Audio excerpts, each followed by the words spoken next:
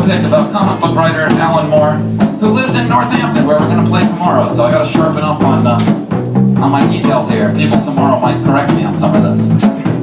Alan Moore lives in Northampton, England, where he was born November 1953.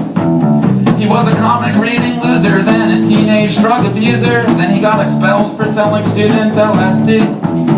At 19 he was broke and he was married. Cleaning toilets was the job that he was worth. After further desperate stages, he was making comic pages, the only less respected job on earth. For NME and Sounds and other little papers, he drew small comics like Maxwell the Magic Cat. He soon began writing all sorts of 5-page science fiction shorts for Doctor Who and British magazines like that. Then a magazine called Warrior got started and let him write some longer comics than before. So he started Marvel Man and V, which blew away the industry, but at first were black and white and quite obscure. But by 1983, the US DC Comics grabbed him to write for Swamp Thing, which was selling rather poor. But when his stories hit the stands, there soon were tons of Swamp Thing fans, cause no one wrote comic books like Alan Moore. And then came Alan's biggest concept, which was Watchmen, a series like no book or comic had been ever. It was rougher, it was realer, but what truly sealed the deal was his techniques were so bizarre and new and clever. So Moore got rich, but he soon hated being famous, pursued by fans and Hollywood and business sharks. He'd drawn his magic cat non-stop, but in protest let that drop when the newspaper made some anti-gay remarks.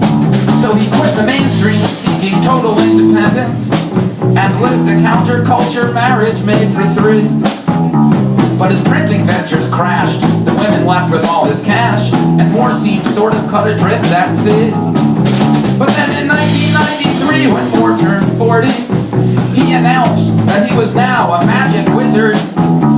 With makeup and a mic on, he does rituals for Glycon. That's his deity, a blonde-haired Roman lizard.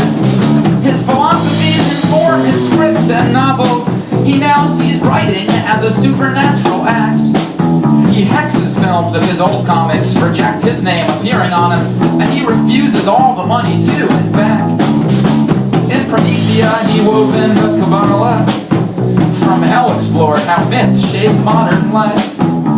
When Lost Girls was his focus, he made a pornographic opus, and the gal who did the art became his wife.